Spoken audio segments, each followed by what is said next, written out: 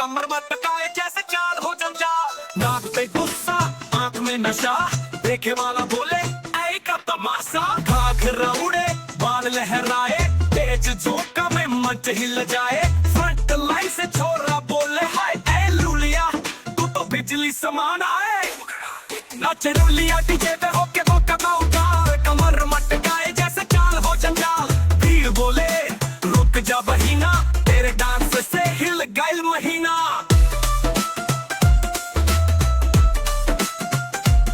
पायल के छन छन बिंदिया चमके, जब तू मुस्काए दिल सबके धड़के। डीजे वाला बोले बीट बढ़ा दे, छोरी बोले अब तू आग लगा दे। रेड साड़ी हायरी स्टाइल, गाँव के छोरा भागे माइल माइल। फोन वीडियो बनावे लोग, बोले इंस्टा पे डाल भाई ये बहुत टॉप।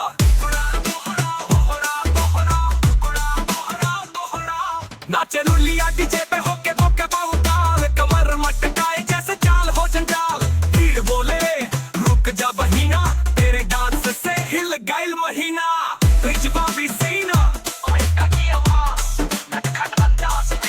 जापानी हम ना समझी चिंगारी, एक ठुमका में टूटे सरकारी बारी। हम जब चलली मंच पे लचके, बाजे बैंड छूटे सबके शक्के। हमरा डांस पे नजर जो डाललस, फिर मोबाइल में नंबर भी मांगस। डीजे बोले अब तो सुपर हिट बानी, हम बोली अभी तो शुरुआत बानी।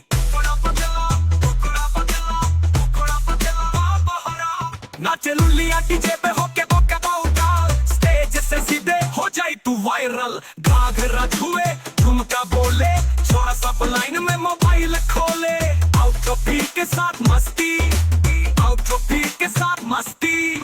गायक और गायिका मिलकर डीजे बोले बस ना भैया, भीड़ बोले चल कराओ फिर मैया। जब लुलिया स्टेप लगावे, पूरा गाँव नाच के सब धोकाल मचावे। फाइनल ठुमका में जोश बढ़ जाई, बारात से लेकर मंडप हिल जाई।